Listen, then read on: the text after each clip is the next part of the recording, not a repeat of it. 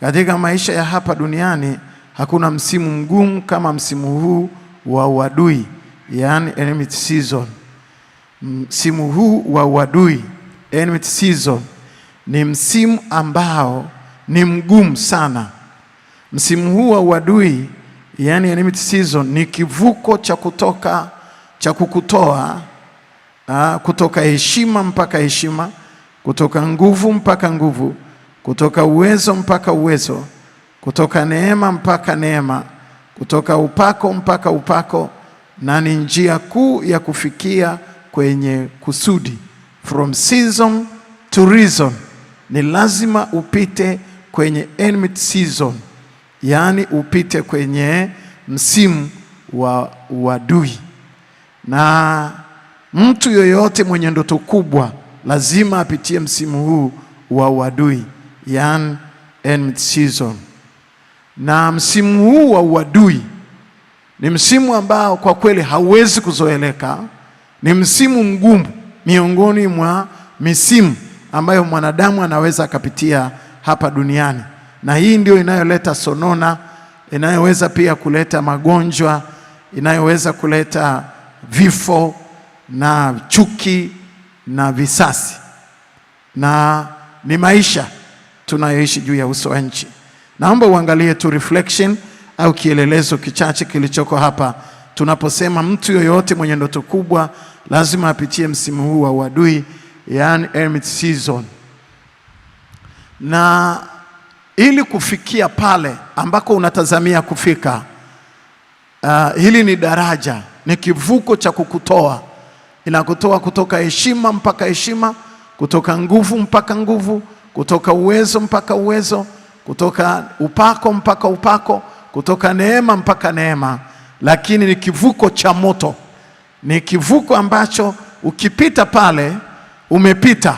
Ni mahali penye hofu, ni mahali penye mashaka, na ni mahali ambako kila mtu mwenye ndoto kubwa kwenye maisha ya kwake anaweza akapitia. Yusufu akiwa na ndoto ya kufikia ulimwengu, kuilisha dunia kwa miaka 7, akiwa kiongozi na mtawala ndani yake, anajiona kuwa mtawala ndani yake. Nilifundisha jana, ili kuifikia hilo kusudi lazima alipaswa kupitia kwenye hilo daraja au bridge, kwenye daraja au kivuko cha msimu wa uadui, enmity season. Na kivuko hiki cha uadui ambacho kimsingi Yusufu, mistari tuliyosoma ni mistari inayoonyesha huo uadui ulioinuka kwa kiwango kikubwa kutoka katika familia yake, na inamlazimisha aache nyumba na familia yake na baba yake aliyempenda na aondolewe pale kwa sababu ya uadui. Na unaweza ukaona kielelezo cha Yusufu, zile visions, reflection ambayo Yusufu anaiona. Yusufu akiwa na ndoto ya kufikia ulimwengu, kuilisha dunia kwa miaka 7, akiwa kiongozi na mtawala ndani yake. Ili kufikia hilo kusudi lazima apite kwenye hilo daraja au bridge au kivuko cha msimu wa uadui, enmity season. Na ana reflection kama unavyoiona ya kwako, na kila mtu ana reflection ya kwake, lakini lazima upite kwenye hicho kivuko cha uadui. Na ndiyo maana wakati mwingine Biblia inasema ya kwamba waombeeni adui zenu wala msiwalaani, kwa sababu ni vivuko vinavyowavusha ninyi wanapotengeneza enmity, wanapotengeneza huo uadui unawasababisha kuvuka na kwenda ng'ambo. Huu msimu wa uadui, yani enmity season, hakuna hata rafiki yako anayeweza kukuokoa kwa bahati mbaya sana. Msimu huu wa uadui, enmity season, hakuna hata mtu mmoja au rafiki yako anayeweza kukuokoa. Ruben, mkubwa wa Yusufu, kaka mkubwa wa Yusufu, hakuweza kumwokoa Yusufu. Ruben hakuweza kumwokoa Yusufu. Nitakufundisha na utaelewa. Ruben alijitahidi amwokoe Yusufu, lakini hakuweza. kwa jitihada yake yote. Lakini pia Petro alijitahidi kumwokoa Yesu, lakini alikuwa anapita kwenye hilo daraja la uadui. Wayahudi washatengeneza uadui, wakuu wa makuhani, kuhani mkuu ameshachana joho, ameshasema amekufuru.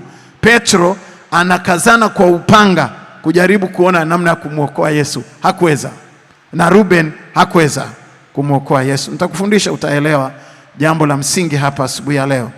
Kwa hiyo kile ambacho nataka uangalie hapa ni reflection ya Ruben. Ni kaka mkubwa. Hawa jamaa wameshamaliza kikao, wamesema ya kwamba wanamuua, alafu wanatia na kanzu yake damu waipeleke kwa baba yake. Ruben akamwambia hapana, msimuue, mtupeni kwenye birika. Zilikuwa ni jitihada za Ruben za kumwokoa Yusufu kama kaka mkubwa ambaye ana authority, ana mamlaka ya kuwalinda wadogo zake, na alikuwa na moyo wa dhati kwamba mdogo wangu asiuawe, lakini ninaomba arudishwe nyumbani. Msimu huu wa uadui ni msimu mgumu sana kwenye maisha ya watu, na ni msimu ambao haraka sana unaenea kwenye mioyo ya watu. Na Ruben hakuweza kabisa kumwokoa kutoka katika mikono ya ndugu zake.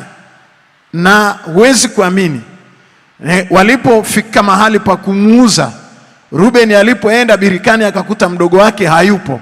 Akaja akalia, akawaambia jamani, ndugu yangu hayupo na mtoto hayupo birikani. Wala hawakumwambia tumempiga bei, walimwambia sisi tunamrudisha kanzu hii kwa baba yetu.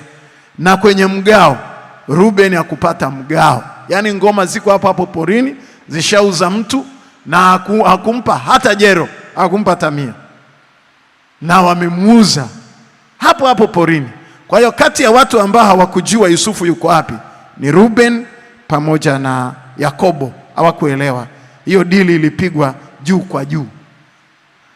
Na tunapoangalia hiyo reflection ya daraja la uadui au msimu wa uadui, una msimu ambao ukiuona umetengenezwa uadui kwenye maisha yako, lazima ujue kuna mahali unaenda.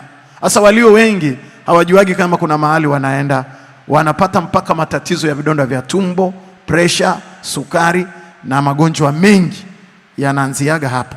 Lakini heri yule mtu ambaye anashiriki na sisi katika darasa hili, katika Kwaresma hii. Tumsifu Yesu Kristo.